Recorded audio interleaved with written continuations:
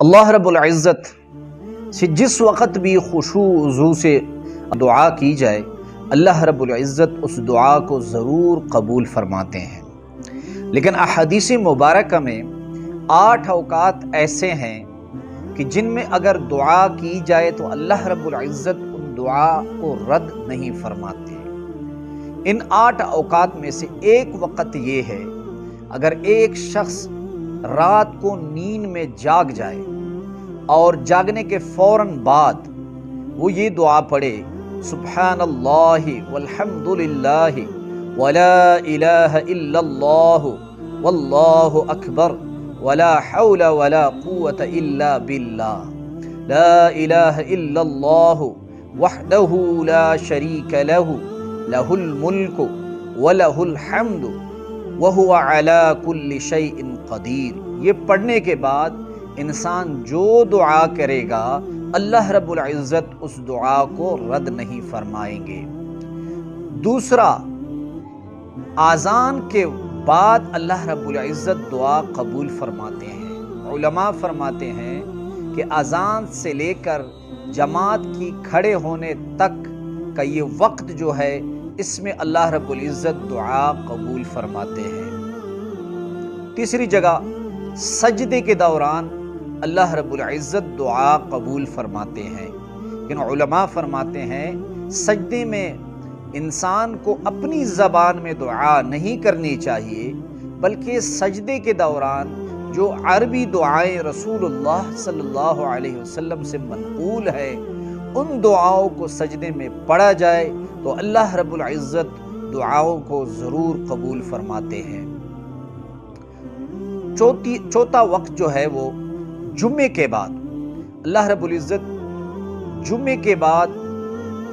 جمعے کی نماز کے بعد اللہ رب العزت دعا قبول فرماتے ہیں۔ علماء فرماتے ہیں، حدیث شریف میں ہے کہ رسول اللہ صلی اللہ علیہ وسلم فرماتے ہیں کہ جمعے کے دن میں ایک ایسی گھڑی ہے کہ اس گھڑی میں اللہ رب العزت دعا ضرور قبول فرماتے ہیں۔ بعض علماء فرماتے ہیں کہ وہ گھڑی 2 خطبوں کے درمیان ہے، اور بعض علماء فرماتے ہیں کہ وہ گھڑی عصر اور مغرب کے درمیان جو وقت ہے اس دوران میں اللہ رب العزت دعا ضرور قبول فرماتے ہیں۔ نمبر 5، مرغ کی اذان کے وقت اللہ رب العزت دعا ضرور قبول فرماتے ہیں، چونکہ مرغ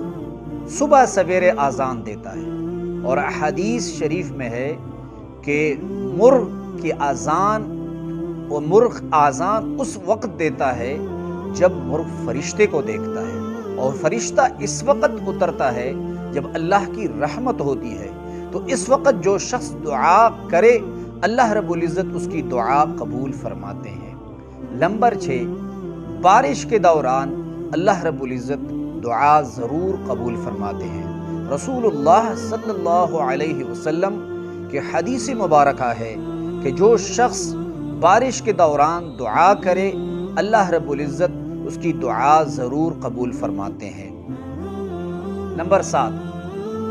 فرض نماز کے فوراً بعد اللہ رب العزت انسان کی دعا ضرور قبول فرماتے ہیں کہ جو شخص فرض نماز کے بعد سلام پھیرے اور اس کے بعد دعا کرے تو رسول اللہ صلی اللہ علیہ وسلم فرماتے ہیں کہ اس شخص کی دعا رد نہیں ہوتی۔ نمبر 8، روزے دار کی دعا اللہ رب العزت رد نہیں فرماتے۔ رسول اللہ صلی اللہ علیہ وسلم کی حدیث مبارکہ ہے کہ جو شخص روزے کی حالت میں دعا کرے اللہ رب العزت اس کی دعا